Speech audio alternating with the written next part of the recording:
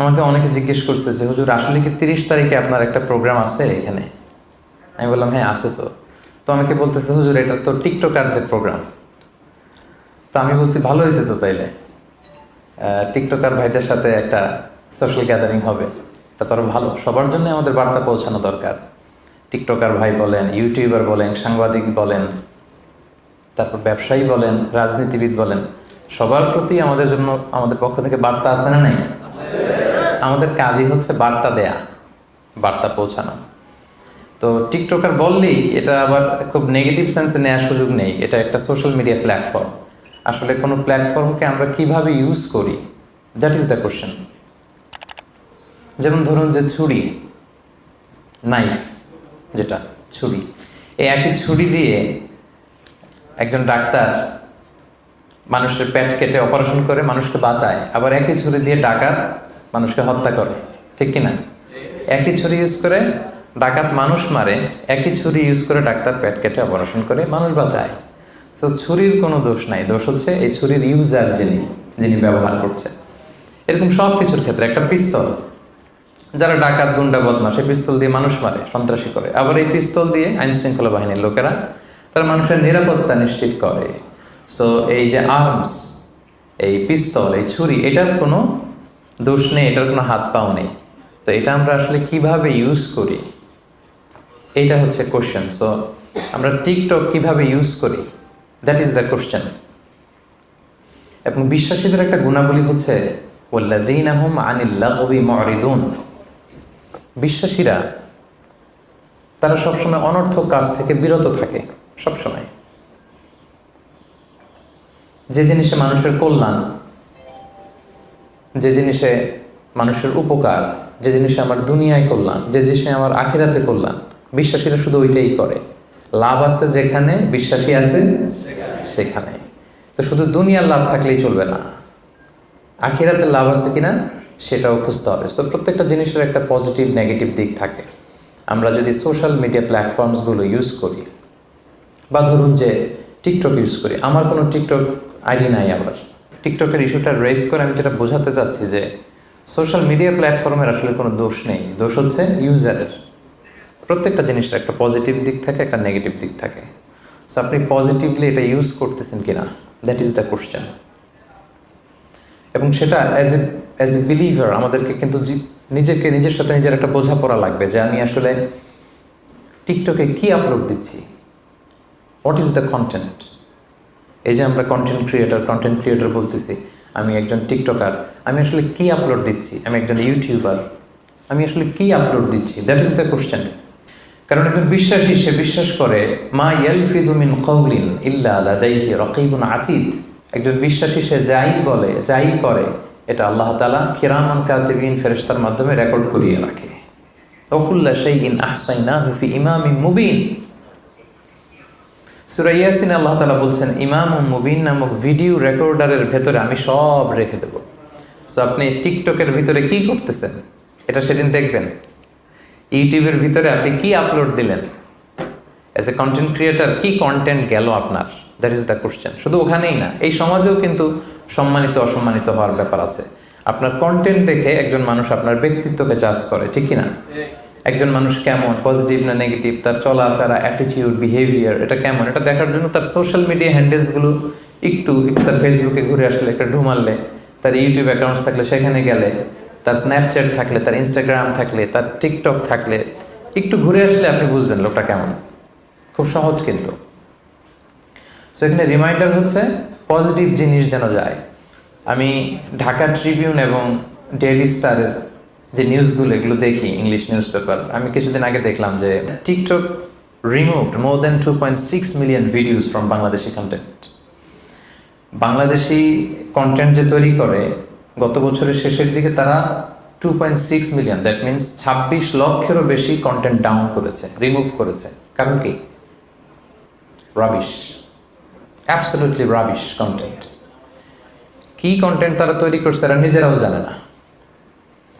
So এটা তো একজন ইউটিউবারের কাজ হতে পারে না, এটা তো একজন টিকটকারের কাজ হতে পারে না, এটা তো একজন সোশ্যাল মিডিয়া হ্যান্ডেল যারা ম্যানেজ করে বা অপারেট করে, এটা তাদের কাজ হতে পারে না।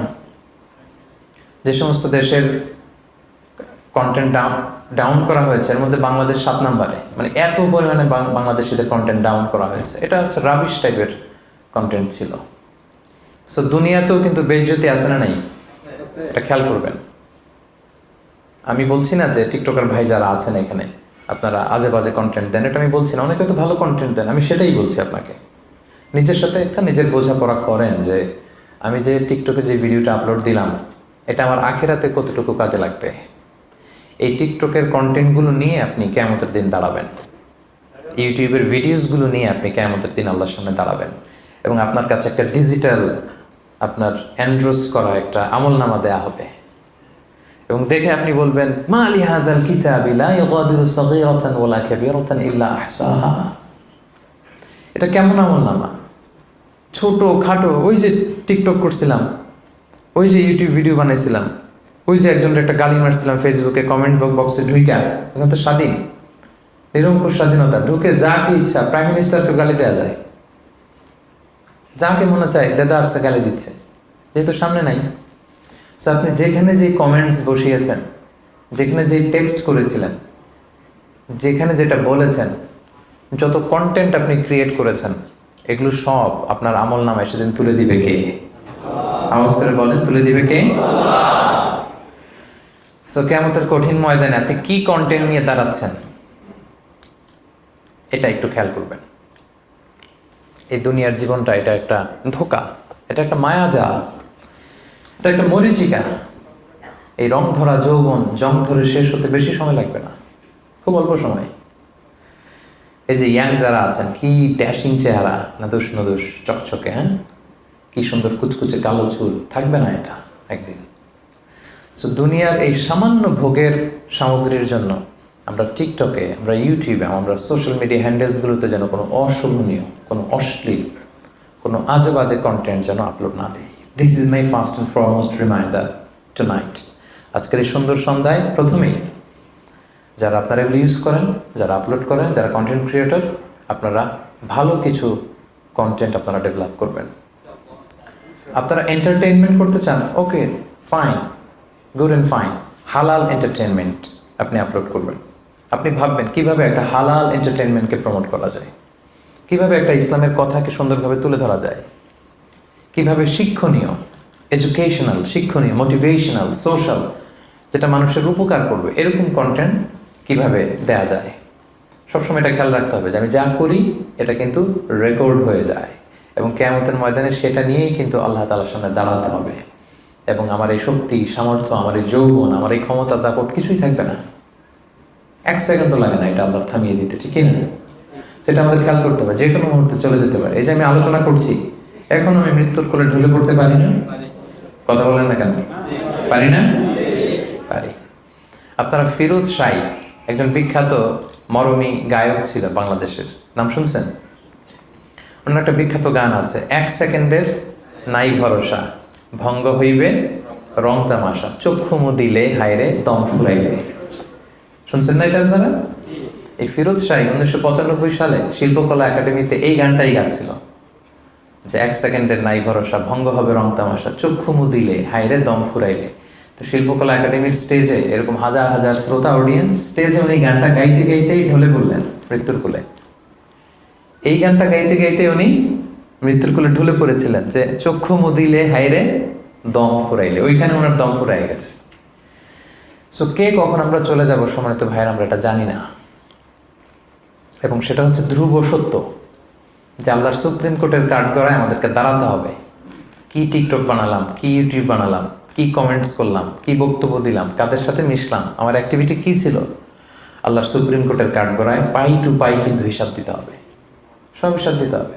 সো আমার প্রথম রিমাইন্ডার হচ্ছে আমরা যেন কল্যাণের পথে থাকি, আমরা যারা সোশ্যাল মিডিয়া হ্যান্ডেলস ইউজ করি আমরা যেন প্রপারলি এটা ইউজ করি, শিক্ষণীয়, শোভনীয়, মার্জিত, ভদ্র, এরকম কন্টেন্ট যাতে আমরা ইউজ করি। পারা যাবে তো ইনশাআল্লাহ? কে কে টিকটক ইউজ করেন করেন না আমি আর হাত তোলালাম না, আমরা অনেকেই করি না, that's up to you, it's not my business.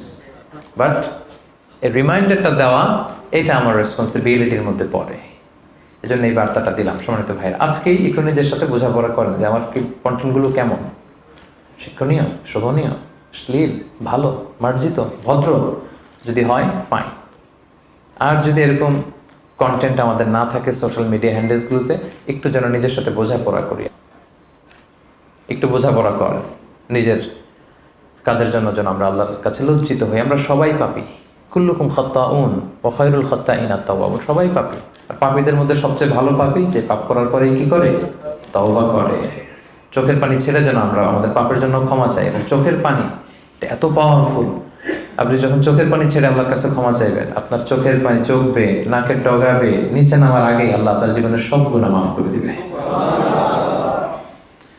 So এটা ছিল আমার ফার্স্ট রিমাইন্ডার, আমরা যেন সুন্দর ভালো কন্টেন্ট আপলোড করি। আল্লাহ আমাদের সবাইকে তৌফিক দান করুন।